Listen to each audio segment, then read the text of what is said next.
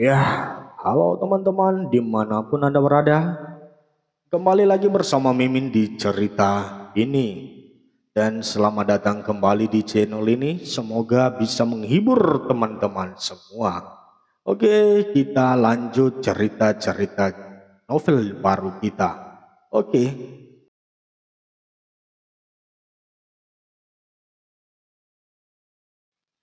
Istri Dadakan Tuan Muda. Episode 1. Kematian Sekar di hari yang baru saja melakukan ijab kabul benar-benar membuat seluruh anggota keluarga berduka. Seharusnya pesta itu berlangsung untuk membawa kebahagiaan bagi kedua pasangan, tapi nyatanya justru berakhir dengan banjir air mata. Terutama Angkasa Sadewa, ialah orang yang paling terpukul di sana. Sebab ia dan Sekar sudah menjalin hubungan sekitar 5 tahun lamanya. Demi fokus mengejar mimpi, baru sekarang Angkasa berani menikahinya. Itu semua dilakukan agar nantinya mereka bisa membangun keluarga yang bahagia. Sayang, semua itu telah pupus bersama perginya Sekar untuk selama-lamanya hari itu juga. Angkasa baru tahu, perempuan yang sudah sangat lama mengunci hatinya dengan menderita kanker darah stadium lanjut dan tidak memberitahukan kepada siapapun juga. Sekar, kenapa kamu pergi secepat ini? Bahkan kita belum sehari menikah. Sayang, apa kamu tahu? Aku sudah bersabar menanti selama 5 tahun bersamamu. Dan saat kita sudah ditakdirkan bersama, kenapa kau malah pergi untuk selama-lamanya? Aku menderita. Sekar. Angkasa memeluk jenazah yang sudah kaku di atas berangkar rumah sakit. Masih memakai baju pengantin. Hanya air mata yang tercurah menunjukkan betapa terpukul hatinya saat itu. Sudah, Angkasa. Sekar sudah bahagia di sana. Ikhlaskan dia, ucap Bu Widya. Dia adalah perempuan yang melahirkan Sekar seorang diri tanpa pernah menyerah.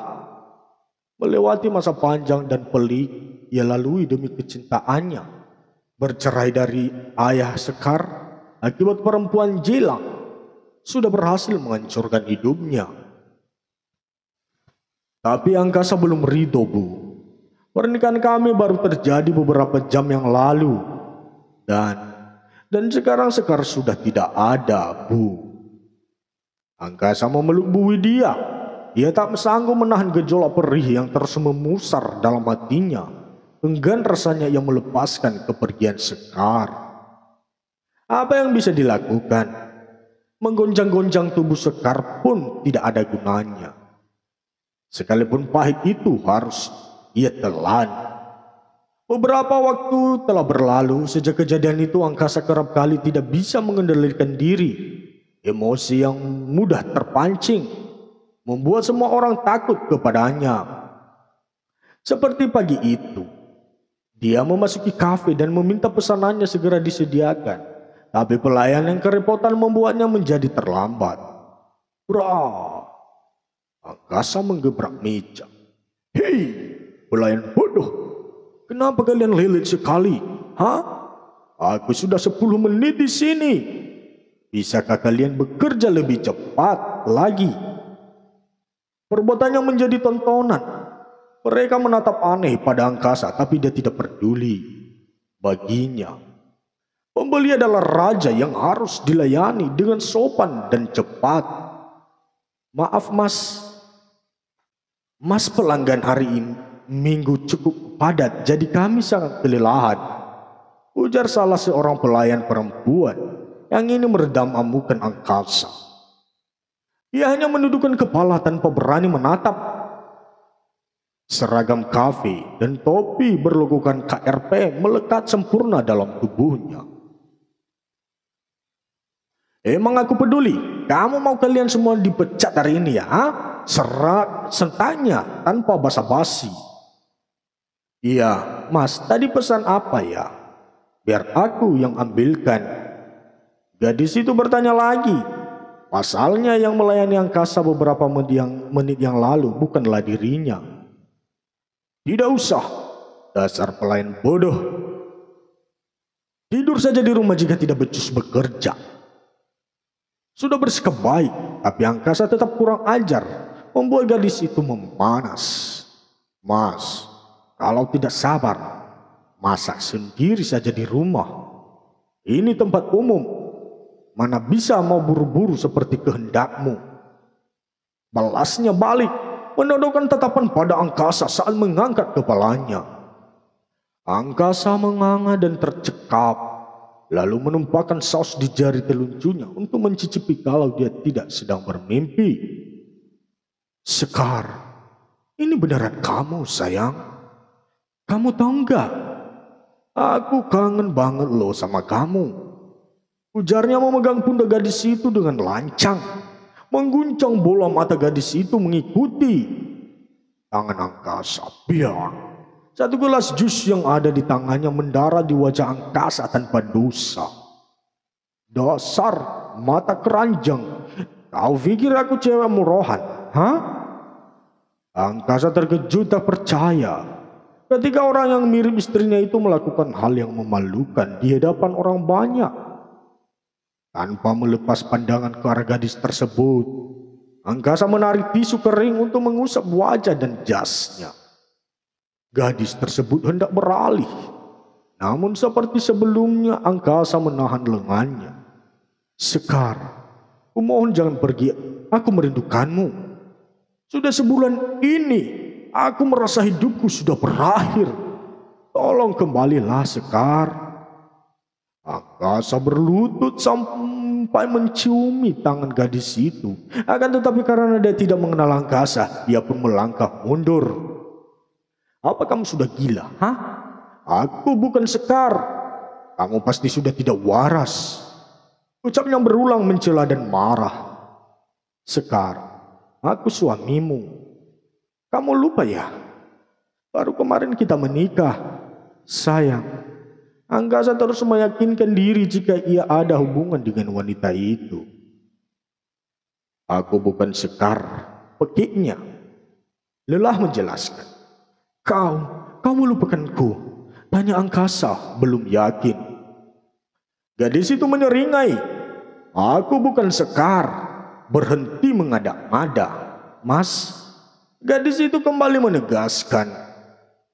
Angkasa sangat kecewa saat mendapat penolakan itu. Ia sangat yakin kalau yang ada di depannya adalah seorang istri yang ia nikahi belum lama ini. Angkasa bangkit dari duduknya dan menatap jengah ke arah gadis itu, lalu menggeret taplak meja hingga vas bunga. Sendok serta botol kecap dan saus di atasnya jatuh berserakan ke lantai. Gadis itu terbelalak. Mas, apa-apaan ini? Kamu mau merusak kafe bosku? Aku tidak peduli. Kau harus ikut denganku. Angkasa menarik lengan gadis itu dengan paksa. Ih, lepas mas. Kamu mau bawa aku kemana sih? Kan aku udah bilang jika kamu salah orang. Tapi di ambang pintu, seorang lelaki parubaya menghentikan sikap angkasa. Ia berpindah mengamati wajah gadis di samping angkasa secara menyeluruh. Lepaskan dia, ucapnya meminta. Ayah, angkasa, lepaskan dia. Sang ayah mengulangi, hanya tatapan dingin yang terpancar. Tidak, ayah, aku sangat mencintai Sekar. Tolong jangan pisahkan lagi. Tolaknya tidak terima. Sang ayah menepuk pundak angkasa. Percayalah, ayah hanya ingin bicara empat mata dengan istrimu. Gadis itu terkejut dan menggeleng. Apa, mak? Ayah angkasa meminta dia diam dengan mengisyaratkan jari telunjuknya di atas bibir. Hanya itu yang bisa ia lakukan agar angkasa tidak merasa dibohongi. Ayah, kau akan mengembalikan Sekar padaku, kan? Angkasa ragu-ragu. Sang ayah mengangguk. Tentu nak, tunggulah di mobil. Ayah dan Sekar akan menyusul. Jawab sang ayah berjanji. Angkasa tersenyum. Ia menyempatkan diri melirik gadis di sampingnya yang dibingungkan oleh perlakuan mereka. "Aku tunggu di luar," ujarnya berpamitan. Angkasa melangkah pergi tanpa adanya jawaban dari mulut wanita yang dianggapnya adalah mendiang sekar. Sedangkan ayah angkasa, Pak Dewo, tahu jika gadis itu tidak menyukainya. Bisa kita bicara. Pak Dewa mempersilahkan keluar dan gadis itu mengalah agar mengetahui apa yang diingin ayah angkasa katakan padanya. Keduanya berpindah ke tempat sepi di mana tidak ada orang lain selain mereka di sana. "Kenapa melibatkan saya, Om?" Tanyanya tidak mengerti. "Hanya kamu yang bisa membantu menyembuhkan derita angkasa, Nak," jawab Pak Dewo. "Boleh tahu namamu?" Ibunya melanjutkan. "Perlukan ku beritahu, sebab aku tidak tahu tujuan kalian?" Tanyanya lebih lanjut. "Saya mohon, Nak, angkasa sangat menderita. Dan aku yakin hanya kamu yang mampu mengembalikan jati dirinya." Episode 2. "Maaf, Om. Aku tidak mau. Tidak semudah itu menyetujui keinginan orang asing seperti kalian. Siapa sih yang tahu kalau Om dan pria tadi tidak punya maksud terselubung?" jawab gadis itu cekatan, berpikir jauh ke depan. Pak Dewo nampak bersedih. Ia tahu semua terasa mustahil baginya memohon pada seseorang yang ia sendiri tidak tahu asal-usulnya, tapi ia lebih prihatin lagi akan kondisi angkasa.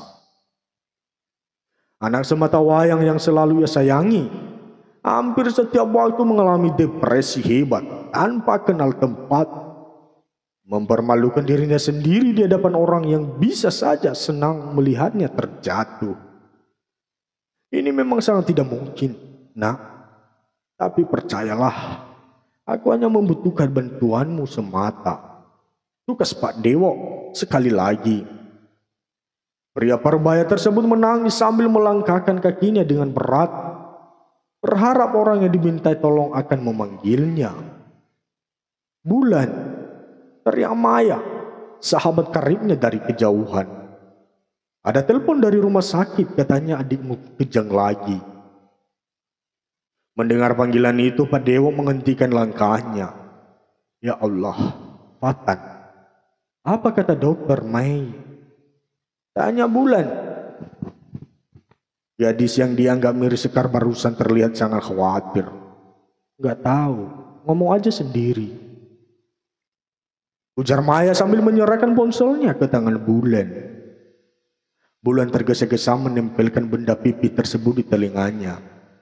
Entah apa yang dikatakan dokter hingga air matanya menetes bagai hujan gerimis. "Haruskah sekarang, Dok? Saya belum punya uangnya, X." "Iya, Dok. Saya akan usahakan secepat mungkin. Tolong berikan yang terbaik," lanjutnya lagi. Hanya terdengar jawaban dari mulutnya. Setelah ponsel itu off, Bulan langsung memeluk Maya. Ia bingung harus melakukan apa demi adik kesayangannya. Selama ini Bulan Tamara hanya hidup berdua dengan adik lelakinya Fatan yang berusia 10 tahun. Apapun yang ia lakukan demi kepentingan sang adik untuk kebahagiaannya. Tapi kali ini urusannya adalah uang yang sangat banyak dan sangat sulit mendapatkan benda tersebut dalam waktu singkat. "Maya, aku harus bagaimana? Aku tidak sanggup jika harus kehilangan Fatan sekarang. Dia adalah satu-satunya keluarga yang menjadi sumber kekuatanku," laranya tengah terisak-isak. Maya hanya bisa mengusap punggung Bulan. Sebagai sahabat dia juga tiba, tapi kondisi tak memungkinkannya untuk membantu Bulan. "Sabar, Lan. Aku yakin akan ada jalan keluar untuk adikmu. Kamu yang tenang ya. Coba aku telepon pamanku dulu. Siapa tahu dia bersedia meminjamimu lagi." Bulan mengangguk. "Makasih, Mai. Kamu selalu ada saat aku kesulitan." "Sama-sama. Maya mengurai pelukan dan segera menghubungi pamannya. Halo Om. Halo Mai, kenapa sayang? Jawab dari dalam layar. Paman, Maya bisa minta tolong. Soal apa? Ini paman, sahabat Maya, Bulan, mau pinjam uang lagi buat operasi Fatan. Apa? Gak bisa. Jangan aneh-aneh ya Mei. Paman sudah sangat baik dengan dia. Uang 5 juta yang kemarin saja belum lunas. Mau pinjam lagi? Kau pikir paman bang? Tolonglah paman. Fatan sedang sekarat. Oh tidak. Katakan padanya paman tidak punya uang. Tut tut tut tut. Sambungan ponsel terputus. Maya menoleh ke arah Bulan yang belum juga berhenti menangis. Maaf Lan. Satu kata itu. Enggak apa-apa Mei. Aku mengerti. Paman takut jika nanti aku tak sanggup membayarnya. Bulan hendak pergi. Tunggu. Cegah Pak Dewo. Ia berlari mendekat. Ada apa lagi sih Om? Aku harus pergi. Tanya Bulan sedikit ketus. Kekalutannya melupakan norma kesopanan. Aku cuma mau menawarkan sesuatu dan terserah kamu mau menerima atau tidak. Nah, kata Pak Dewo tiba-tiba. Bulan mengernyit. Soal apa? Jika kamu bersedia menjadi istri pura-pura angkasa, aku akan membiayai pengobatan adikmu sampai tuntas dan menjamin kehidupan kalian.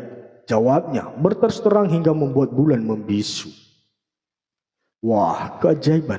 Ini pasti rezeki Fatan Lan. Saud Maya antusias dan merespon positif penawaran Pak Dewo. Padahal dia sendiri baru melihatnya.